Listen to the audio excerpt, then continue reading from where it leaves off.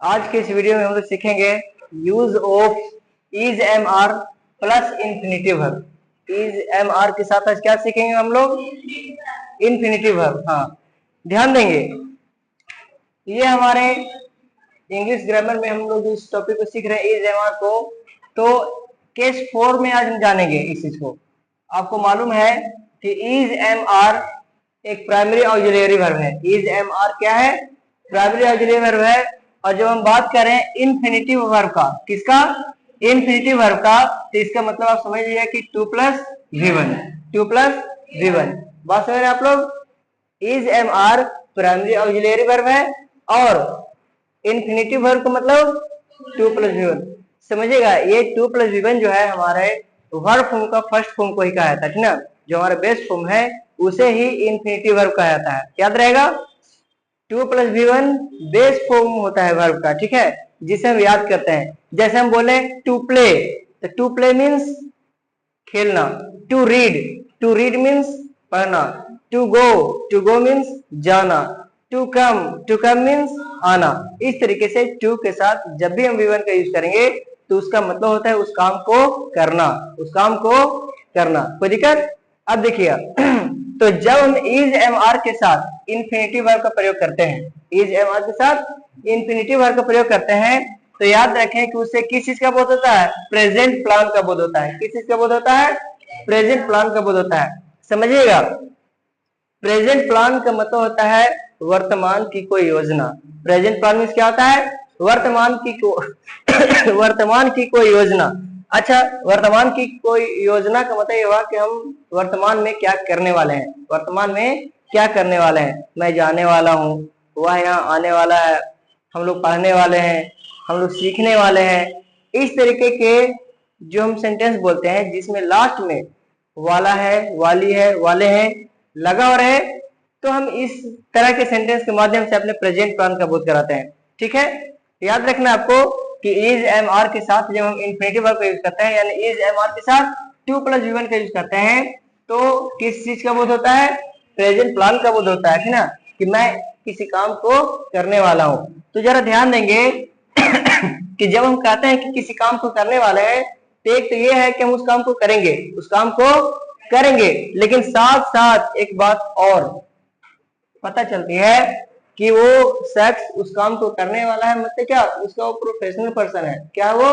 Professional, मतलब पेशेवर इंसान है वो, ठीक ना। जैसे अगर बोले कि मैं पढ़ाने वाला हूँ, मैं पढ़ाने वाला हूँ, इसमें दो बातें हैं। मैं पढ़ाने वाला हूँ, इसका एक मतलब तो ये आया कि मैं आप लोगों को पढ़ाऊंगा, अभी पढ़ाऊंगा, पढ़ाने वाला हूँ, ठीक है। और दूसरी बात, मैं पढ़ाने वाला हूँ मतलब मैं एक शिक्षक हूँ। मैं पढ़ाने वाला हूँ, मैं मतलब क्या हुआ कि मैं एक शिक्षक हूँ। जैसे बोलेंगे कि आप पढ़ने वाले हैं, तो आप पढ़ने वाले हैं, ये कहने का मतलब ये हुआ कि आप अभी पढ़ेंगे, ये आपकी योजना है, आप पढ़ेंगे। साथ साथ आप पढ़ने वाले हैं, इसका मतलब है कि आप एक पाठक हैं। आप क्या है? एक पाठक है। तो पढ़ने वाले को पाठक कहा जाता है। जैसे बोले कि मैं गाने वाला हूँ, तो मैं गाने वाला हूँ, इसका मतलब क्या हुआ कि मैं गाऊंगा, ये एक योजना है, मैं गाने वाला हूँ। लेकिन मैं गाने वाला हूँ, इसका मतलब ये हुआ प्रोफेशन कि मैं एक गायक हूँ, मैं एक गायक हूँ। अगर बोलते हैं कि वह खेलने वाला है, तो वह खेलने वाला, इसकी दो बातें हैं कि एक वो खेलेगा, खेलने के प्लानिंग से है वो, ठीक ना, कि वो खेलेगा। साथ ही साथ हमें इस बात का भी बोध हो जाता है कि वह एक खिलाड़ी है, वह एक खिलाड़ी है। तो इस तरीके से जब हम बात करेंगे कि इज एम आर के साथ इन्फिनिटिव वर्ब बोलते हैं, ठीक है, तो यहाँ पे प्रेजेंट प्लान का होता है। और जब हम प्रोफेशनल की बात करते हैं, तो यहाँ पे याद रखना है कि जो आप 2 प्लस V1 देख रहे हैं, ये नहीं लगा करके यहाँ पे जो प्रोफेशनल की बात करेंगे तो यहाँ पे सीधा नाउन का यूज करना है। जैसे player, singer, dancer, teacher, student, बस है ना, क्योंकि ये अपने आप में एक नाउन है। कोई काम करने वाला व्यक्ति है, मतलब क्या हुआ, वह एक नाउन है। लेकिन काम करने का बोध हो जाए तो 2 प्लस V1 का यूज करना है। जैसे जाने वाला हूँ तो टू गो, आने वाला हूँ तो टू कम, खेलने वाला हूँ तो टू प्ले। लेकिन अगर हम व्यक्ति की बात कर रहे हैं कि खेलने वाला हूँ, तो यहाँ पे प्लेयर, पढ़ने वाला तो रीडर, पढ़ाने वाला तो टीचर, दौड़ने वाला तो रनर। इस तरीके से आपको समझना है, ठीक है। अब देखिए पहचान, आप जब इज एम आर के साथ 2 प्लस V1 लगाते हैं, तो यहाँ पे आपको याद रखना है कि पहचान वाला है, वाली है, वाले हैं के रूप में मिलेगा, ठीक ना। क्या पहचान होगा बाबू? तो जिस हिंदी वाक्य के अंत में वाला है, वाली है, वाले हैं और डॉट डॉट में क्या, वाला हूं, वाली हूं, वाले हो, वाली हो, कोई दिक्कत? इस तरीके से।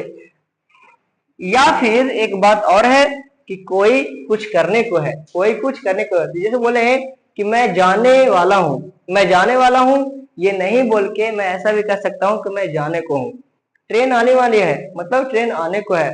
हम लोग पढ़ने वाले हैं मतलब हम लोग पढ़ने को हैं। कोई दिक्कत? किसी काम को हम शीघ्र ही शुरू करने वाले हैं तो आप समझ लीजिएगा कि उसमें उस काम को करने वाले हैं, मतलब क्या, उस काम को करने को हम लोग, ठीक है। इस तरीके से आपको समझना है यहाँ पे। तो पहचान या तो वाला है, वाली है, वाले है, इस तरीके का मिलेगा, या फिर ये पता चलेगा आपको कि कोई कुछ करने को है, या फिर करने को होता है, करने को रहता है, करने वाला है या करने वाला होता है या करने वाला रहता है, इस तरीके का सेंटेंस आपको मिलेगा। जैसे बोले मैं जाने वाला हूं, तो मैं जाने वाला हूं, साथ हम इसे ऐसे ही बोल सकते हैं कि मैं जाने वाला होता हूं, मैं जाने वाला रहता हूं, ये मैं जाने को हूं, मैं जाने को होता हूं, मैं जाने को रहता हूं। तो इस तरीके से आपको पहचान दिया जाएगा, ठीक है।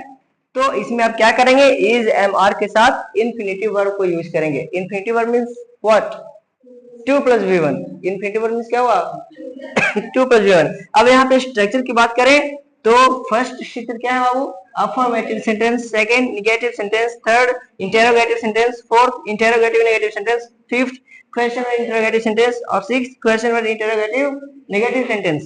तो यहाँ स्ट्रक्चर को अगर हम फॉर्म करने की बात करें तो अफर्मेटिव सेंटेंस में फर्स्ट ऑफ ऑल क्या लिखेंगे, सब्जेक्ट, उसके बाद is am are, is am are, इसके बाद 2 + V1, उसके बाद ऑब्जेक्ट प्लस अदर वर्ब। तो आप यहाँ पे 2 + V1 नहीं बोल करके सीधा इन्फिनिटिव वर्ब बोल सकते हैं। क्या बोल सकते हैं, इन्फिनिटिव वर्ब। तो जहां जहां आप 2 + V1 देख रहे हैं, इसे एक वर्ड में 2 + V1 को क्या कर सकते हैं, इन्फिनिटिव वर्ब कर सकते हैं, ठीक ना। तो इस हिसाब से हम ये कहेंगे नेगेटिव सेंटेंस को सबसे पहले क्या करेंगे, सब्जेक्ट, इसके बाद इज एम आर, इसके बाद नोट, उसके बाद इन्फिनिटिव वर्ब, उसके बाद ऑब्जेक्ट, उसके बाद अदर वर्ड। इंटरोगेटिव सेंटेंस को आप देख रहे हैं, इसको बनाने के लिए हमने कहा था कि जो अफर्मेटिव सेंटेंस का स्ट्रक्चर है इसमें से हेल्पिंग वर्ब को उठा के सिर्फ आगे लिखना है और बाकी बचे हुए जो वर्ड्स है हमारे उनको अरेंज कर देना है। तो फर्स्ट ऑफ ऑल हमें क्या लिखना है यहाँ पे, is am are, subject, infinitive verb, object and other word. Are you getting my points? इसके बाद हम बात करें इंटरोगेटिव नेगेटिव सेंटेंस का। इसे बनाने के लिए नेगेटिव सेंटेंस में से हेल्पिंग वर्ब को हम आगे लिखेंगे, ठीक है। तो यहाँ पे मिलेगा क्या, is am are plus subject plus not plus infinitive verb plus object plus other word. और इसके बाद question word interrogative sentence. Question word interrogative sentence के लिए क्या करना होगा हमें, तो क्वेश्चन वर्ड के बाद पूरा पूरा इंटरोगेटिव सेंटेंस का स्ट्रक्चर लिखना होगा। तो यहाँ पे क्वेश्चन वर्ड के बाद पूरा पूरा ये इंटरोगेटिव है, is am are plus subject plus infinitive verb plus object plus other word, ये लिखा जाएगा। और question word interrogative negative sentence में हमें क्या करना होगा कि क्वेश्चन वर्ड के बाद पूरा पूरा इंटरोगेटिव नेगेटिव सेंटेंस लिखना होगा। That means question word plus is am are plus subject plus not plus infinitive verb plus object plus other word.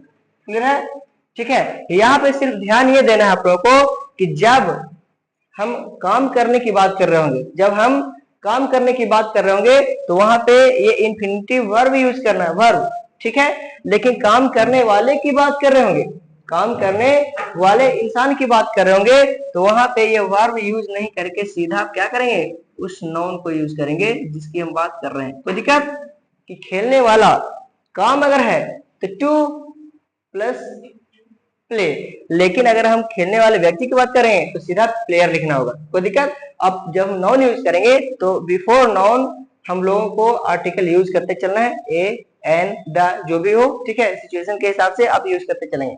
तो बताइए ये स्ट्रक्चर, पहचान और जो भी डेफिनेशन है इसे समझने में कोई दिक्कत, याद हो जाएगा, ठीक है। बोलने का तरीका अच्छा से ध्यान रखना है कि हम लोग इज एम आर बोलते हैं ना, इसके बारे में हमने कहा था कि इज एम आर ऐसे नहीं बोल के थोड़ा सा इसको अच्छे से तरीके से बोलिए, is am are, is am are, is am are. कोई दिक्कत?